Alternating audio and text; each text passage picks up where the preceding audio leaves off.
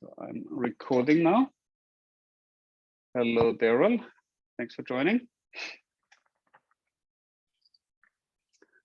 Please be aware that you're being recorded. So hi, Daryl. So you said that you have resolved your issues with R, and you're now you're on mute. Love you too. Huh? You have resolved your issues with R, and you're now good to go. Yes, I am. Good. Good to hear. Good to hear. Thank you. Okay. Not a problem. Not a problem. Keep me posted in case there are any further problems.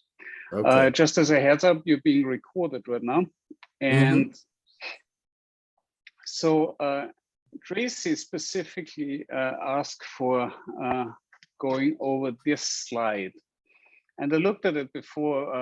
I had a feeling that it was this slide, and I confirmed.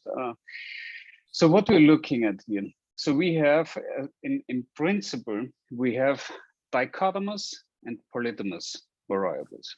So when you have a dichotomous variable, like here, you have here a beta 1 multiplied by an xi, where in the presence of a criterion met, you have a numerical value of 1 being assigned to the xi, right? So then basically mathematically this becomes operative. So you have a multiplication of this beta 1 with your 1. If this criterion is not fulfilled, it becomes a 0. And then basically it's arithmetically not operative. So it doesn't add to the sum of this additive model. So this being said, the example we discussed here was for high and low BMI.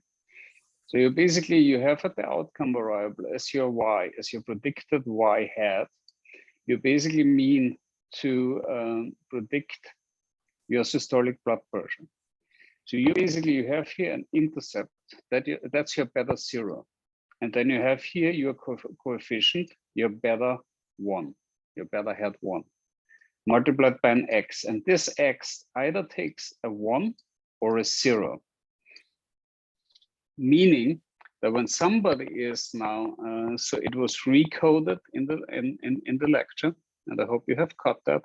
So now the low BMI will be coded as a 1. So this is actually okay, but let's stick with this. So we have high BMI is a 1, low BMI is a 0. That means if you have a low BMI and each individual, so xi, each individual x entry. So you have patient 1, patient 2, patient 3, patient 4. You have each of them has an individual BMI. If that BMI is low, you essentially, this becomes a 0. Your xi is a 0. That means that this term, the entire term, becomes 0. So you are estimating this individual's blood pressure. You're predicting it as 225.9. If the BMI is high and you have somebody with a BMI above the threshold that you defined for low and high, which I forget now how it was coded, but essentially if this is a high BMI, you will add to your intercept, to your beta 0, this beta 1 multiplied with x equals y. So xi equals 1 means you add to your intercept your 6.6 multiplied by 1. And this becomes obvious when you look here at these models. So here was basically, this was the recoding. So here there was the recoding between BMI, where high equals 1 and low equals 0. Here it's recoded with the if-else function, which we will discuss in a little bit on the code. It was recoded that when the BMI is low, so equals 0, which previously was low, becomes now 1. So you're basically recoding that the low BMIs are now 1 instead.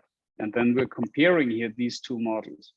So when you look here at the numerical values, you have a 225.9 plus your positive term of BMI. So this is your beta 1 multiplied by 1 adds up to 232.414. When you're recoding it now, where low is now 1 and high equals 0, you basically get an intercept of 232.414, and your BMI term for BMI2, where low equals 1 and high equals 0, is now minus 6.6.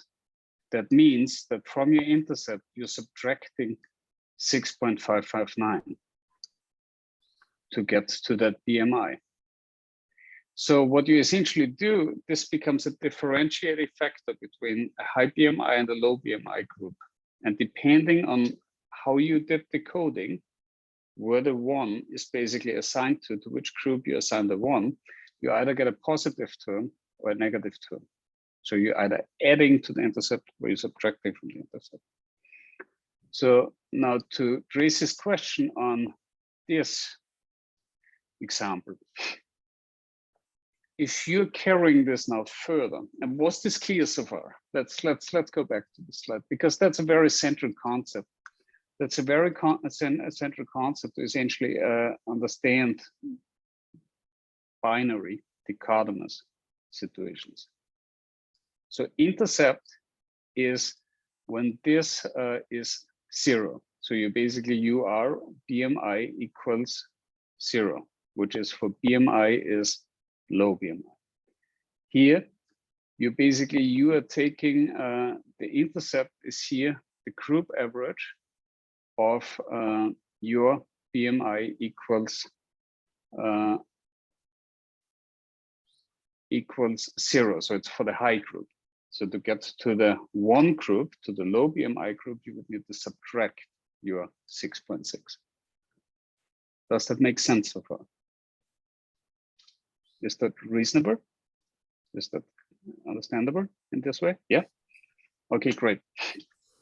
Because now we're continuing the journey. So now you have 2 criterion. You have 0 and 1s, and you have a dichotomous variable.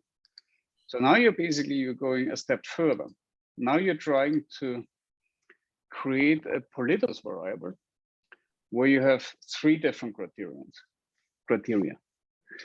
So either you have a non-high school graduate, or you have a high school graduate, but who didn't do college, or you have a college graduate. And now this really plays a role how you're coding this. Because when you have now a 0, you essentially defining your quote unquote reference category. So this is what your intercept and your other coefficients beside that education variable is representing. And this is also the answer to this question, right? So if you have a predicted blood pressure of 200, predicted blood pressure, so 212 is the intercept. So this is our 0, right? So this is the basis of everything. So now we have BMI2. Remember, BMI2 is coded that low BMIs will essentially be coded as 1.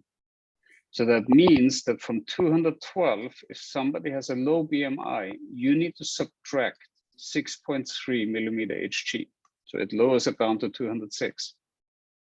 So now you're assuming that age, all else being equal, you can use your intercept as your basis.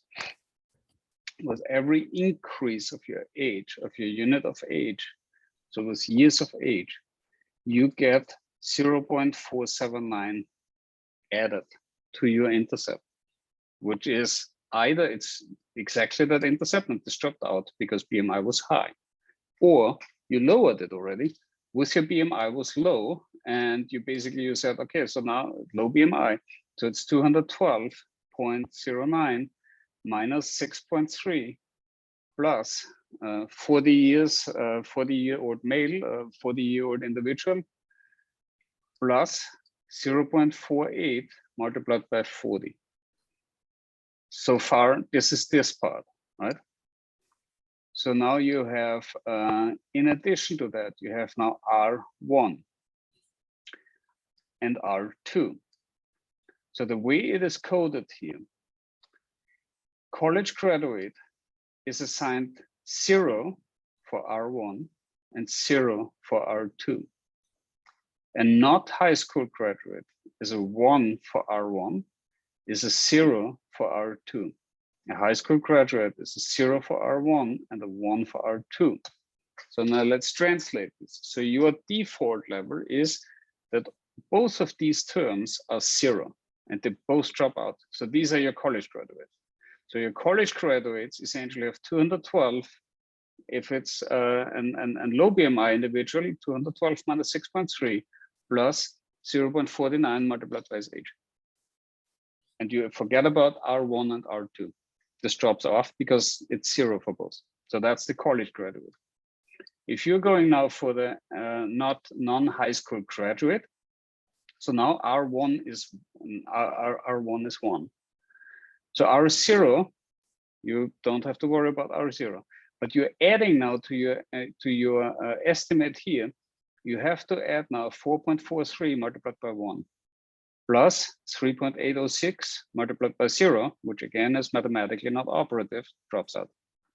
So you end up with 212 minus 6.3 multiplied by 1 for an underweight individual or for normal weight individual, and 0 for an overweight individual was a higher BMI, plus 0.48 multiplied by his age, plus this for a non-high school graduate. And now the same situation applies for R2.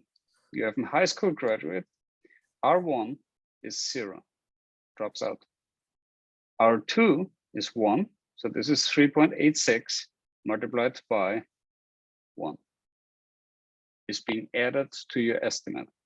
And this is where the distinction between a multiplicative and additive model is so important. So this is an additive model. It's a multiple linear regression, which is an additive model, and you add each of these components in. Does that make sense? Because when you're spinning it further now, so compare the two codings, it goes in the same direction. The only thing that you've changed now is your reference category.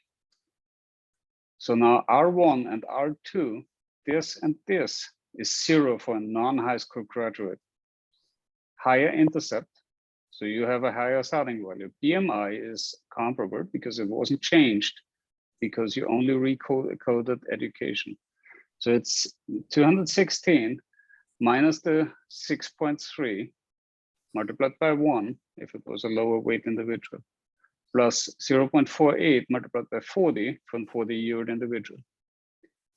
For a non-high school graduate, these don't apply. So he has, in essence, a higher blood pressure, which is consistent with the number here. So I recommend to take an Excel spreadsheet and play all this scenario out, because the differences here are determined only arithmetically here by either you add it or you subtract it. And this is the key to understanding how to employ polygamous variables into linear regression models. Does that make sense so far? Because then we can get to the actual question. Because the Q here is essentially, this is our intercept. This is our beta 0, our beta predicted 0, our intercept is where the blood pressure at a BMI where BMI2 equals 0, which is an overweight and a high BMI individual who has here college graduation. So this will essentially be 212 plus 0.48 of his age. So hypothetically, if you extrapolate this formula and you extrapolate it all the way to the left of age, where age is 0, you're predicting the blood pressure of an infant who will have a low BMI. So this is how you have to kind of think about it. So if you have 0 age, this drops off too. So the intercept here is essentially an low weight infant. Yeah, it doesn't make any sense, obviously.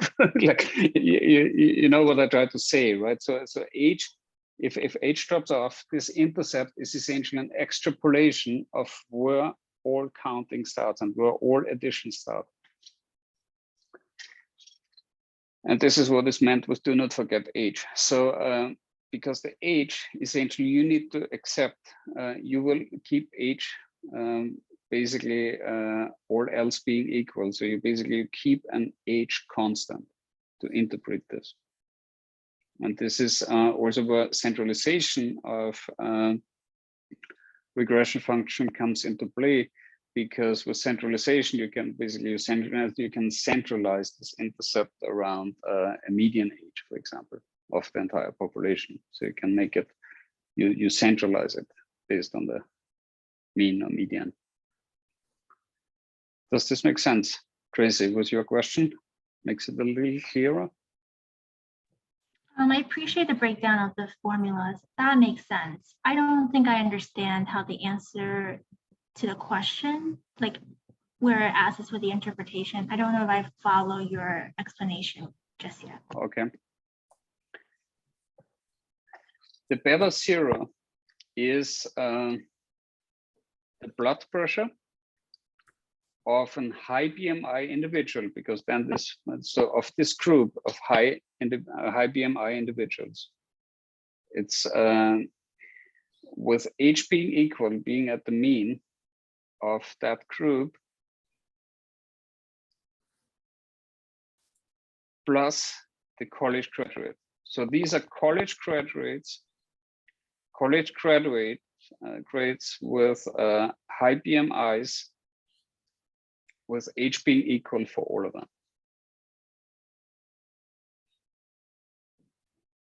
That is the subgroup of your high BMI group. So it's a subgroup of a high BMI group that essentially has a college degree. And the age is being incorporated based on the median age, for example. So you keep that in your prediction, you keep that constant for all individuals. Okay, I have a question. Is R1 and R2 the results from the intercept? Okay, let's map it out. Okay, so we have here, we have an intercept, so we have a beta 0, and we have a beta 1. I'm trying to zoom in a bit. We have a beta 1. We have now H. We have R1, and we have R2. We have beta 1, beta 0 is 212.89. 212.89. This is minus 6.327. H is 0.479. R1 is 4.423, and R2 is 3.806. So now we have BMI is now, let's say BMI is the actual BMI. So this is now individual number 1. So we have patient 1, patient ID 1. So this is number 1. So it has a BMI of, let's say, 40, which is a tremendous BMI, right? But makes it clear that BMI 2 here is 0, right? Because we have assigned a 0 to all in the low BMI, and a 1 to all in the low BMI group, and all that have a high BMI to the, we have assigned a 0 to them. So this is 0. Age, let's say all else being equal, so we're holding age constant at 40. So all individuals are going to be 40 now, to make it easy. So now we have a college graduate. College. No, let's do R1. So this is R1 is here non-high school. Yes. And then we have R2. This is a high school graduate.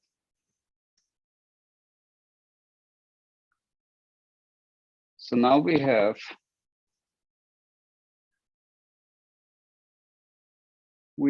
now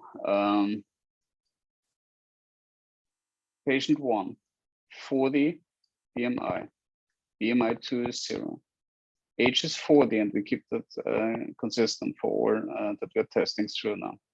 So we have now R1 is a non-high school graduate, and let's make him a non-high school graduate. So let's say, okay, so he's a non-high school graduate, and he's not a high school graduate because we said he's non-high school. So now the calculation of his predicted SPP is now this, which is our beta 0, which is our intercept, plus our beta 1, which is essentially BMI high or low, multiplied by 0, plus our age coefficient multiplied by his age, plus R1 multiplied by 4.43 plus R2 multiplied by 3.806, right? So this is the predicted SPP. And now if we are now copying this down, and we have now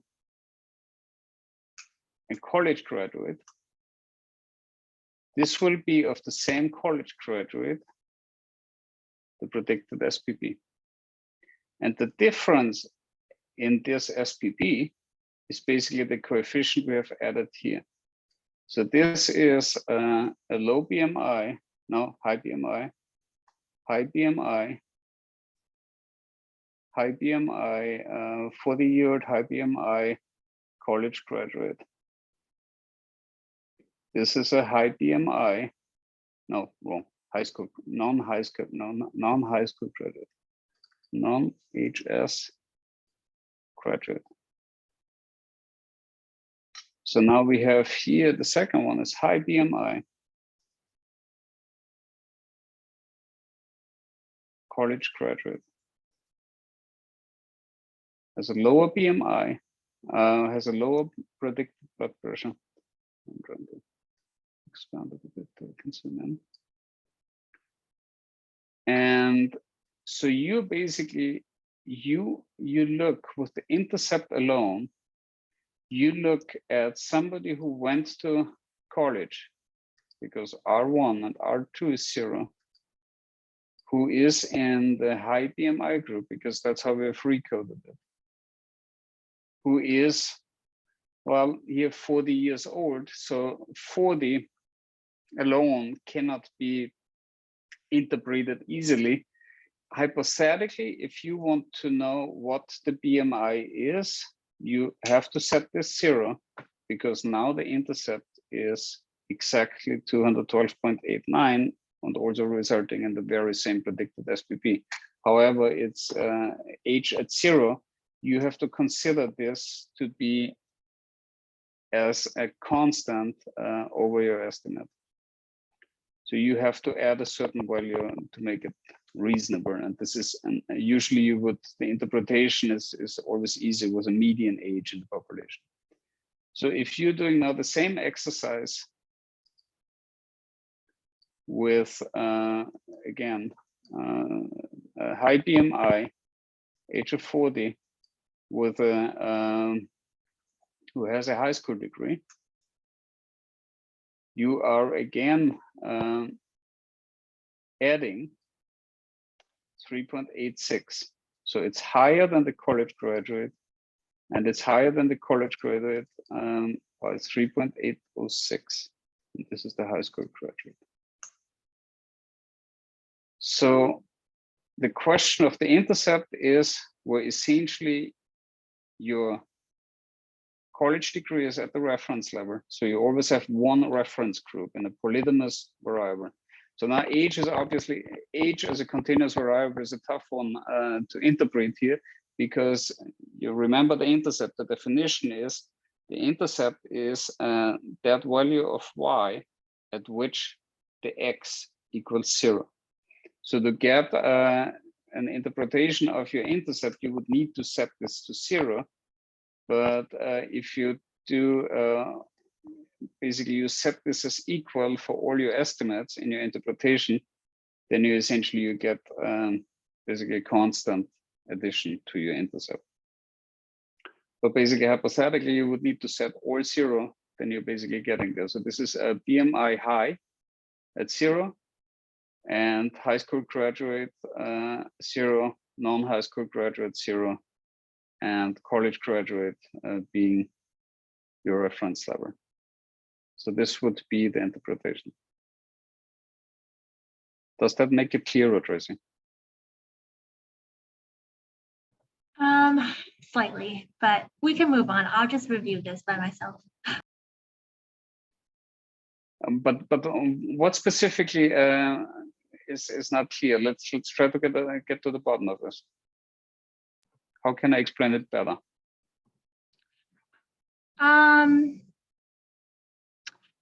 So I think the question of beta 0, how it's different in each of the coding, I guess in the equation, and then interpreting how with age, I understand age has to be the constant, but and I understand that the dummy variables R1 and R2 are changing, which is why the beta 0 is changing. Correct.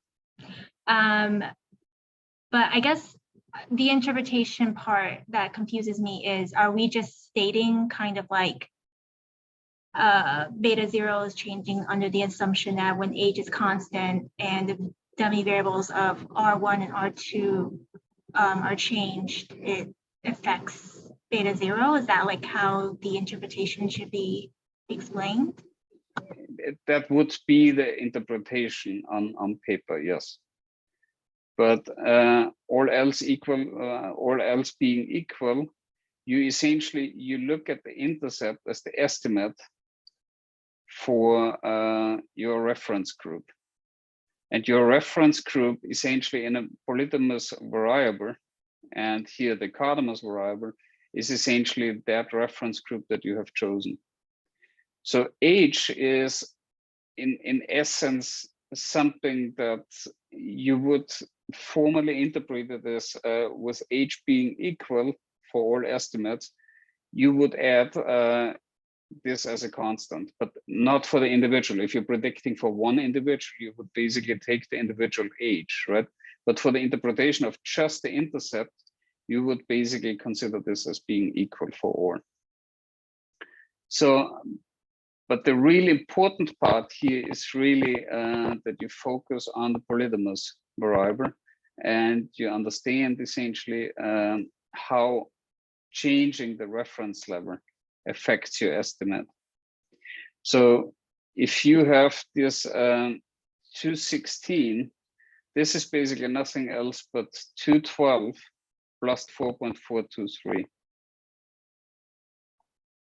And this is basically what changed, right? So you're changing the reference group from the college graduate with the lower blood pressure to your non-high school graduate that have a higher blood pressure.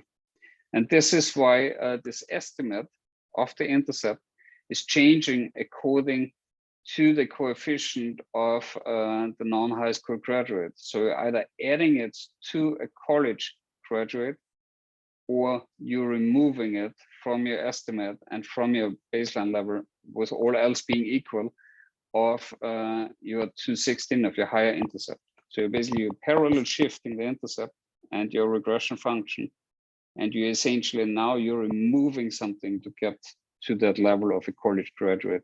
Whereas when you take the college graduate as your reference, you have the parallel shifted function that is lower, and you're adding it now to get it up to the non-high school graduate, if that makes sense. Yeah, that makes more sense. I think I was just hung up about the interpretation, making sure I was understanding that, but that makes sense. Thank you. Okay. So I'm glad to hear that this was more comprehensible. So good. So I think it's good to also do this exercise and kind of go through an Excel spreadsheet to really arithmetically approach this and try to do these calculations, because they will be quite central, and they will also be on the midterms, and they will also be part of the homework, as you will see soon. So now we're going for the lab. Let's having a lab, a little lab walkthrough. So we are basically will, any other questions from you, Adil or Daryl? No, not as far as what you the last exercise you just went over. No. Okay. Okay, glad to hear that this was clear. Adil, you're on board? Yeah, I'm good on the lecture. You could just go through the lab now and I'll listen along. Okay. Okay, sounds good. All right, great. So we're loading the empty cars data set, which is one of those internal data sets. So again, we are essentially looking at our markdown. So we have a lab 4 markdown document, and we have the lab 4 answer key, which I also have at your disposition. So we have here general overview of what the data set looks like. So you have 32 observations over 11 variables. You have here essentially a quick walkthrough through the included variables, and you can review them also here on the console. If you want to go through it numerically, you look at summaries. With summaries, you get minima, maxima, first quartile, third quartile, medians, and means. You can, based on that, you can also median and mean if in a perfect normal distribution with an identical value, which you see here not. So it's a little shifted. It's not the perfect normal distribution. With a histogram, you can always see how it actually distributes. And you see already it's not a perfect normal distribution, but it's like normal-ish. Let's put it that way. And then you can, with table, and this is a nice function. So if you look at the empty cars data set, you see for each cars that was included, and with the head function, I always get the first 6 entries. So you go through the first 6 entries, you see a breakdown for all the variables that you have included.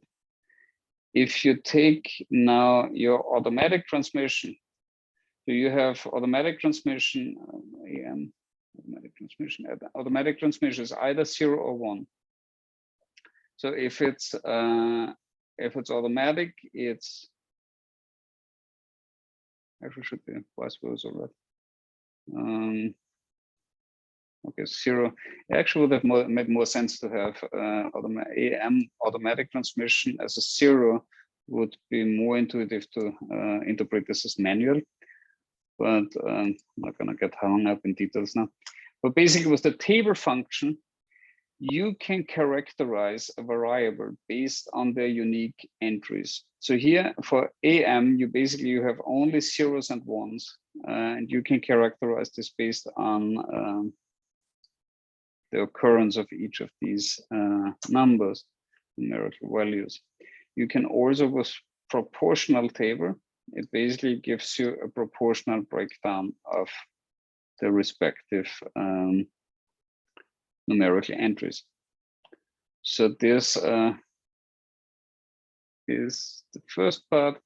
Then you can create here, and this is also in the lab that I have posted in the video. So you're running through the fits. You can here create a nice fit of miles per gallon as per automatic transmission, yes, no. So your interpretation here is, since manual transmission is 1, your interpretation would here be that your miles per gallon are higher when you have automatic transmission. So this is significant. So again, quick walkthrough. So here's the call, here the residuals. This is your prediction and your actual observations. So the difference between observed value and predicted value is the residual. And these distribute around a mean of 0 in a normal distribution with a variance sigma squared. And we have here basically a minimal residual. So that's where predicted minus observed is essentially an overestimate of your prediction. And here the maximal, which is an underestimate of your prediction. So you have here the distribution of all these residual values. And this is also how you have to interpret it. So you literally have a normal distribution around the mean of 0. You have a mean and a median, which here there's a little bit of a skewness. So it's a little bit shifted to the left towards an overestimate of your prediction. You have here a characterization as per the first quartile and third quartile. So you see here how the residuals distribute. You have here coefficients. So this is your estimate, where your estimate is basically to be interpreted as miles per gallon since it's 0 for automatic transmissions. It would be the miles per gallon that you can go with a car that has a manual transmission. Whereas automatic transmission, no, wrong, the other way around. It was coded counterintuitive. So it was basically automatic transmission would be higher. So automatic transmission would actually have a higher miles per gallon, whereas manual transmission has a shorter miles per gallon. So this is the interpretation of this model. So now we can use the Tapley function, and Tapley, the Tapley and the Apply family is actually very useful. So you have Tapley, Sapley, and Lapley. So there are various functions that allow for you to essentially stratify your data set and employ functions to your data set. So with Tapley, we define X as empty cars, miles per gallon, and your index variable is automatic transmission, either 0 or 1.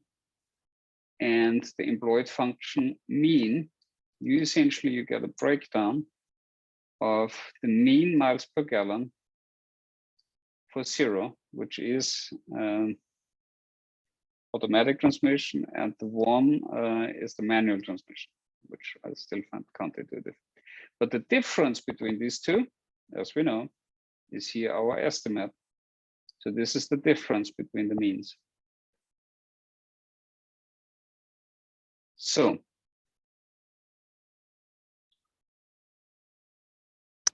now we have a way to recode this. So we wanted to see the effect of having an automatic transmission. So we can, by recoding it, essentially you can recode it to have essentially now automatic transmission 0 becomes a 1. So this is now recoding it in the more intuitive format. So it doesn't make sense to label a variable as automatic transmission, although you essentially automatic transmission, it would be more intuitive to assign a 1 to that, right?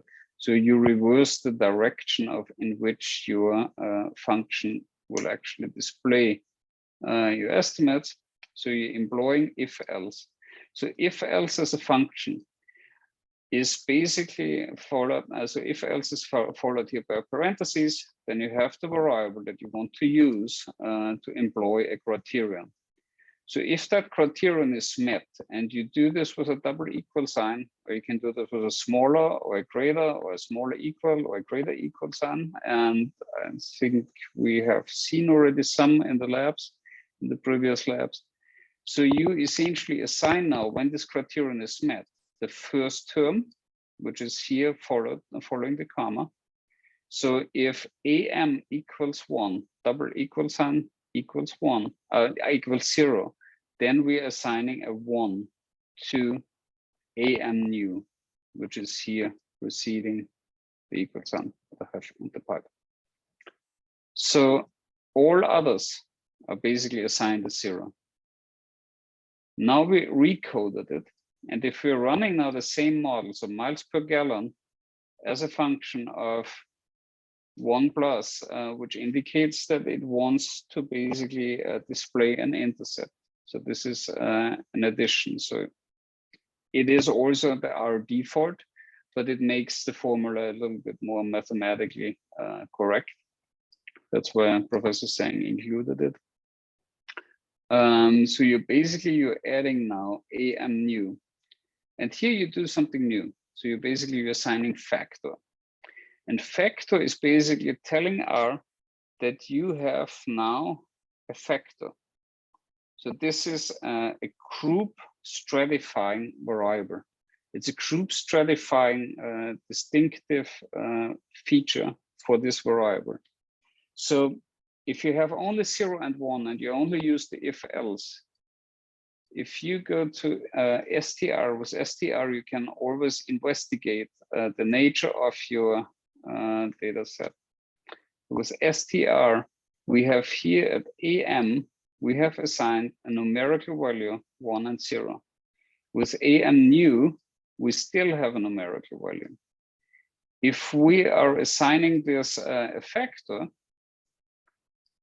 this is now not a numerical value. So if you do str factor empty cars am new, this is now not a numerical value anymore. So you're telling R, okay, look, I want to stratify this variable, and I want to define this based on this numerical value that has, and R will automatically recognize this based on a variable which has 2 different levels. It's either 0 or 1. And with factor, you can basically automatize this for R and make it easier digestible for R. Let's put it that way. So, and we will do this on a data set in a second, which makes it more easy. So if we are running now the very same model, and please, as a reminder, let's quickly do the tabli. So we have now tabli showed 17 and 24.9. So now when running this model now the other way around, we essentially see that our factor am new has now affected the intercept. So the intercept is now our manual transmission with the higher miles per gallon. This is our reference level. And we're subtracting from that the 7.25. And by that, we're getting to our 0 group. So if this is 1, you basically will have 24.39. Oh, that's why it's confusing. New. So we have now, when it's a 1, you will have 24 plus minus 7.25 multiplied by 1. And this will get you to the mean of the group 1.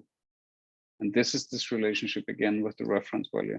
And this is how you get back to the reference value and to your intercept value. So the intercept is determined by which group is your reference group. And I hope that now in conjunction with what we discussed before, Tracy, makes it really super clear, because that's a really, really central concept. And okay, so if we're comparing now fit 1 and fit 2, so we see the differences clearly displayed. We see here the coefficients. We see 17.15 and AM is positive. So we're basically seeing here the intercept of our manual transmission was 24.4 minus the 7.24. These are the differences in the coding. AM factor, and now we're coming to the point where we're essentially building factors. So now we're building a new variable, and our new variable essentially is now determined as a factor we're building a factor variable. We are taking empty cars AM with the levers C, concatenate, 0 and 1. And we're labeling it. With labels, you basically can assign the respective label to the lever. And this is where essentially factors are super useful to employ. And we will see this with the, so what we saw before as empty cars, AM. So all these zeros and ones, we have now recoded in, so manual, manual, manual, automatic, automatic, automatic. So you're recoding this now in something readable, which is what you likely know already from SAS or from SPSS. So you basically, you can recode it as factor in a way that is a little bit easier to interpret as well. So empty cars, AM factor will now become AM factor. So you're basically assigning this. So if you're looking at empty cars now, had empty cars, you have now manual being consistent with your AM variable. So this is a factor. And why is a factor a good thing? So this is what we have seen in the lecture. So we're having here this reference value. So we have manual will be 0 with an automatic car, but it will be 1 if manual is being assigned to that respective car. You can also change this reference value. You can make, so right now, automatic is our reference value, right? So this is 0. You can change this to make manual the reference value. So with the relevel function, you can change this reference value in the factor variable. So with relevel, you take empty cars AM factor, which we have looked at here, and you automatically or you manually define the reference value. So you say the reference value is manual. And once you relevel that, you also need to assign it. That's important. Keep that in mind, that this needs to be newly, if you want to assign this relevel, you need to assign this to your factor variable again. So this line is actually very important. And if you run contrasts now again, oh, okay, let's do contrasts on AM factor, contrasts on empty cars and AM factor, to show now exactly the reverse situation. So now automatic is the operative variable and your reference level is manual because you defined it here with the relevel function. Is that clear? Or do you want me to talk more about the factors? I think it's considerably easy, right? You just gotta make sure that this is really that you understand which reference level you're looking at and how was it defined. Because hypothetically, you can now, and I'm not sure, are we doing this? No, actually not doing this. So our fit one can now also be run. Also fit one.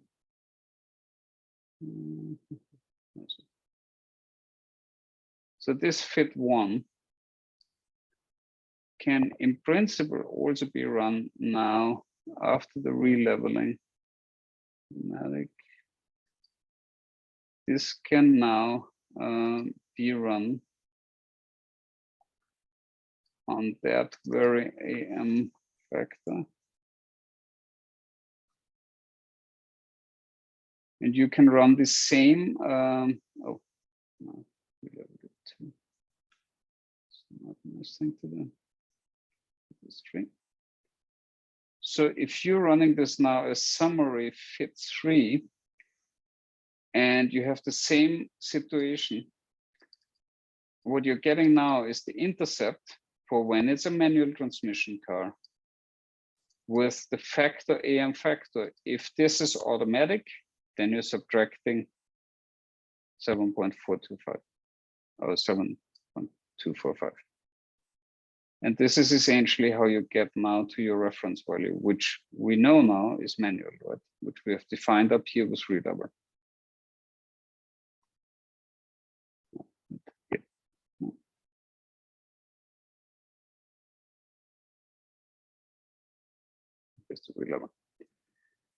So this is how you deal with reference values. So pairwise relationships, MPG, yeah. So you have all of this in the lab, but it's always nice to visually look in.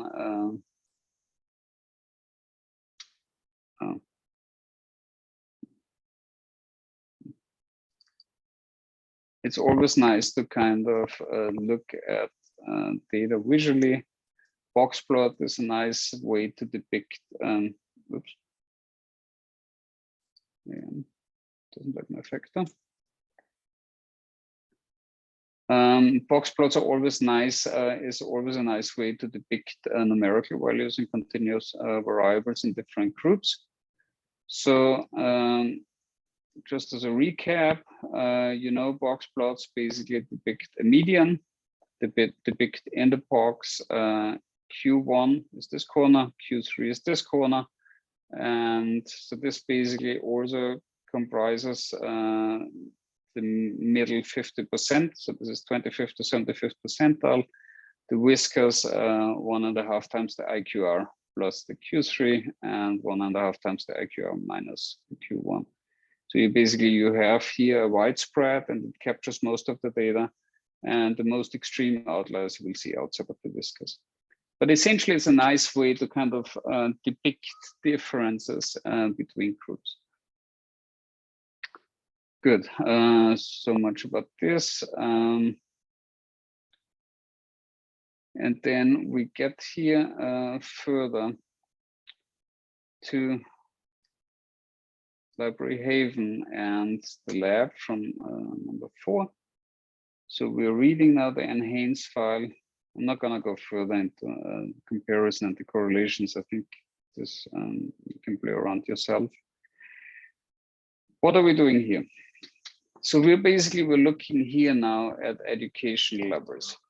So this is now, since we dealt with the education level now in the lecture, I think this is nice to kind of look at this. So we have attributes. Attributes is basically characterizing your variable. It gives you a breakdown of what does your data look like. So you have education level 1. So this is the label that came from SPSS. It recognized it as format SPSS because it was imported with the Haven package. It gives you a display with, which is also from SPSS. It gives you a class and it's a double vector. We have labels. You basically have 3 levels. It's not graduated, graduated, and graduated from college. So now getting out the labels, you have here with the $, it indicates that everything from attributes can be extracted by addressing it with a $.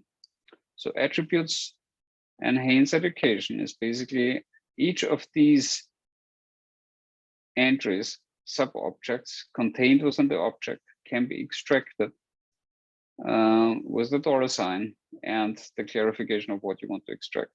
So here we want to have labels. So the labels are basically gonna be these 3 labels. And if we want to assign this to a new vector, as we're doing here, we're getting now a vector that is called edu levels, which basically contains our 3 different levels. And now we want to utilize this vector to create a new factor variable, an education factor variable. So we are creating a new variable, enhance $edu factor. We get us a new variable. We're indicating it's a factor. We're taking enhance education. The levers for this is our edu levers. So it's 1, 2, and 3. So we know that. The labels are also utilized from the very same vector, but here we're quantifying names edu levels, because now I will only take the names of all these 3 entries. So if you do names, you get exactly these 3 names. And the beauty of doing it in that way is you're doing it in very systematic and very organized fashion, and it will not get mixed up with the actual labeling or numbering. So now when we do the actual lab assignment, so describing summaries numerically and visually. So we've done it up there, take exactly the same codes as we have done up there in the lab and just describe the variables, describe enhance as a data set. So it is, you get an overview of all the variables. You see each individual entry. You can take those that are essentially binary in nature. So you can do a table of male, just like we did up there. You get a breakdown of how many males, how many females. Describe pairwise relationships numerically and visually. So this is done with the box plot, right? So we have looked at the box plot. Here we can switch over to the answer key. So we can do tables, we can do the attributes. We can now create these factors as per education. We have done the breakdown. So we know now that 28% of our enhanced participants has not graduated from high school. We know that 52 have graduated from high school. And we know that 20 have graduated from college, 20%. So here the actual numerical values with table, and with proportion table, you actually get the proportions. You can describe now pairwise relationships. We're basically giving the tabular function, as we have discussed it with the empty cars. The tabular function essentially gives you a possibility to define an X. Your X is now blood pressure. You want mean SPB, blood pressure, by education level. You define an X, which is enhance PPX systolic 1. You have as an index, you have the educational education as a factor, and you have a mean function, and NA.RM equals true. That's always a catch. That's always a very tricky aspect, because you will always have NAs. NAs are missing values. And the mean function will give you an issue with the NAs. So if you do mean enhance PPX, you will get no value, because if you look at the variable, you get a summary.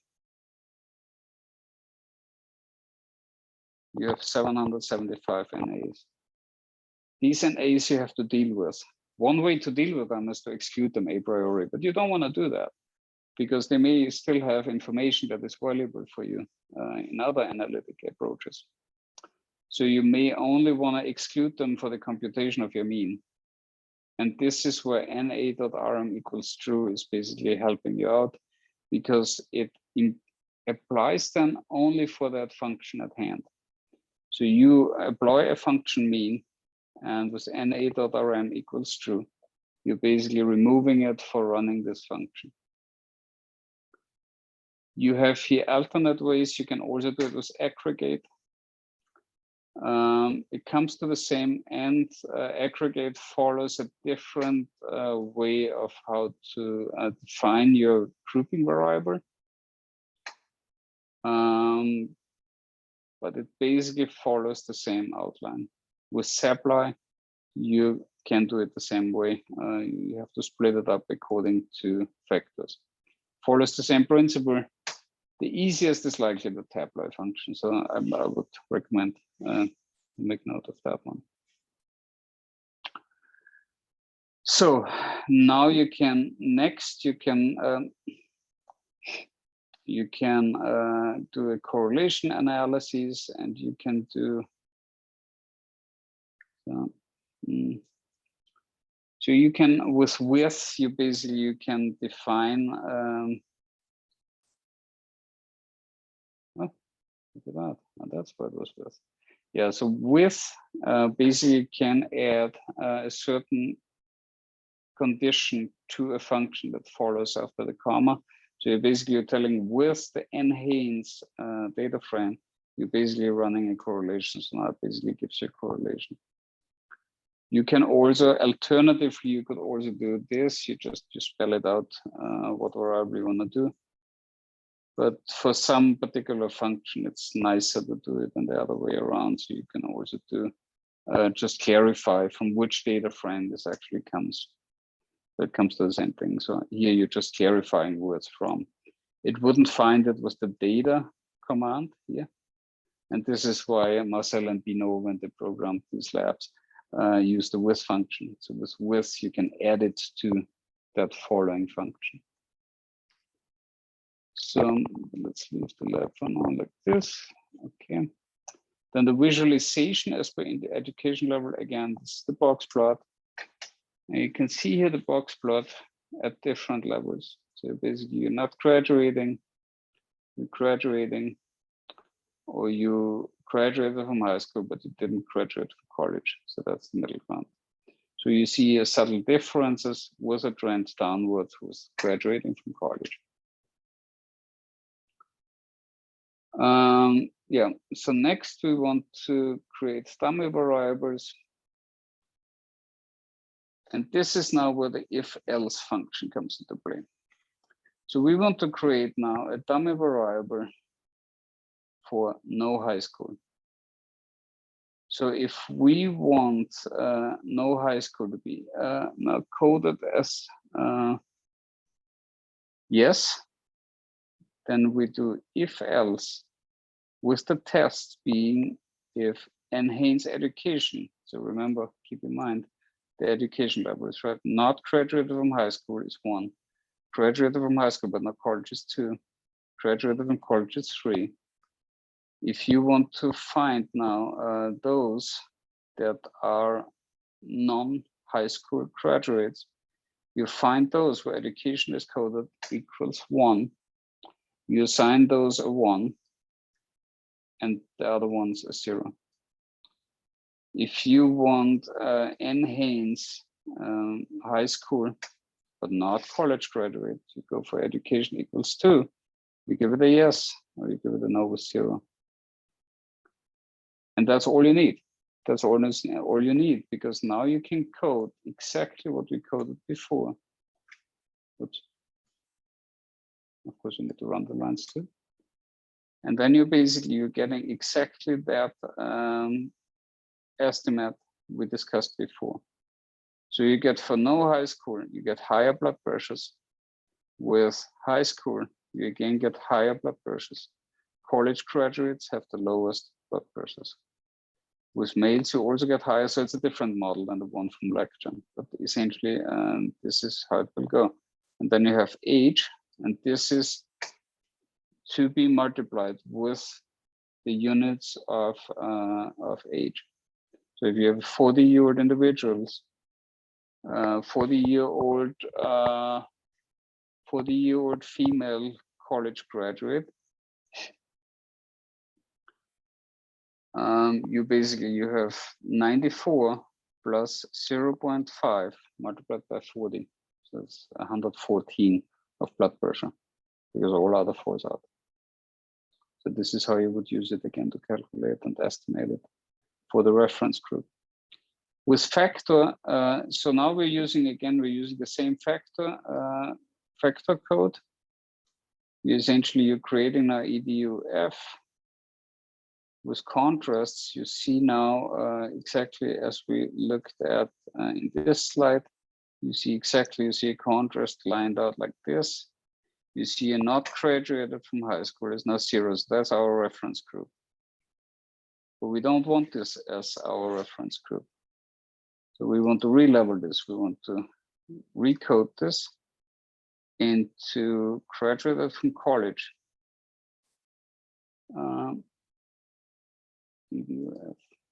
Okay. So we re-leveled this now. So when we look now at contrast, enhance, EDUF, we are seeing now that graduated from college has now been re-leveled to our reference category. So the re-level function is a powerful function, as you can imagine, and it really changes how you look at your data. Yeah, and last but not least, and this is the flipping of the coefficients. So basically, you're getting now the coefficients in a way that the reference value is graduated from college. And this is the last line of code, and this, this is essentially the end of the lab and the lab assignment. Any questions? I know there's a lot of material, but you really need to go line by line and really give it some thought. What is being meant? Rewatch this recording, rewatch line by line how I'm running through the code and what I'm saying, right? It's like, if some of my explanations are not comprehensible, it's not easy material, right? If you want me to comment it in a different language, trying to explain it again with different examples, please post on the discussion board, make a reference what I said, and go specifically for what part is unclear. I really want you to understand all aspects of it. Any questions, Adil, Daryl? Yes, I do have a question. Okay, so I'm looking at what you've been doing. And I know that you're working off of a Mac. I have I'm working off of Windows. Okay. So in the top box, when you highlight it, how are you copying and pasting it into the console? How is that? How can I do that with Windows? Control and enter. Control and enter. You just highlight it, then go control enter. Exactly. And it goes into the console. Okay. So and with Mac is command and enter, right? No, it's actually also, well, hold on. No, it's control and enter. No, it's control and enter, at least on mine. Control. Okay. And it's control and enter on in Windows. Yeah. It's the same thing. Yes. Okay. You can also do it. You can do it here with the run function on the right top of the left upper quadrant. You can basically either click. So if you click down, you get a pull down menu. You get run selected lines. These are the selected lines, or you get run current chunk, and the chunk is always from these 3 apostrophes to the last 3 apostrophes. Okay. That's another way. That's the way I've been doing it. Yeah. Yeah. Control and enter is just faster, and you can assign different keyboard shortcuts if you want to individualize them. So down the road, you may choose to do so. I'm just very used to control and enter. Okay. And another question, I was listening to a prior lecture that you had the other day. You were saying don't save the work. So how are we to the workspace? The workspace. In workspace? The workspace. Okay. So you have here what's in front of you. That's a workspace. That means there are objects in the environment, there is some in the console, there are some functions that you did, there are some things that you loaded, there are some packages loaded. You can make basically a screenshot of all of this and you save it as a quote unquote workspace, and you can reload it next time you start. Our studio has this as a function, which is not a good feature. Right now, it doesn't really matter because we have small data sets, but imagine you have, so I'm dealing with data sets that are 5-6 gigabytes large, right? Oh, okay. So if I'm saving all of this, I have like workspace of 5-6 gigabytes, right? You don't want to do that. You really, what you want to save is only your script. So this can be a script, an RMD file, or this can be one of these, if you go on a regular R script, you can just save this script.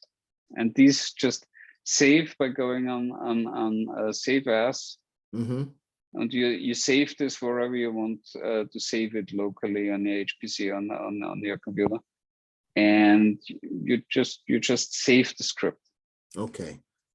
Because the script also contains the information where the data sets are located, and it has all the information you need. So you don't need to save the workspace. And that's it's generally not really done. It's not useful function. Yeah. In the script is everything down here in the console, correct? The script is everything here on the upper left quadrant. Okay. On the console, this is, you gotta think of it, you don't want to write. So when I'm writing something down here in the console, don't do that. Okay. Just use everything from the script. The script is your core piece. This is the processor. Okay. Basically, you're saying from the script, you're saying, I want to run this, and R is running it for you. Okay. Yeah. Clear. All right. Great. All right. Then happy coding. Let's talk soon. Keep me posted with questions. Utilize the discussion board, please. You have until Sunday night, so we can still have interactions, and yeah, it's a good head start you're getting in. All right. Okay. Please. Okay, Thank great. you, Professor. This was really helpful. Good. I'm happy to hear that. Yeah. Great. Yeah. Thank you. Okay. Have a nice evening now. Bye-bye. You too. Bye-bye. Bye-bye.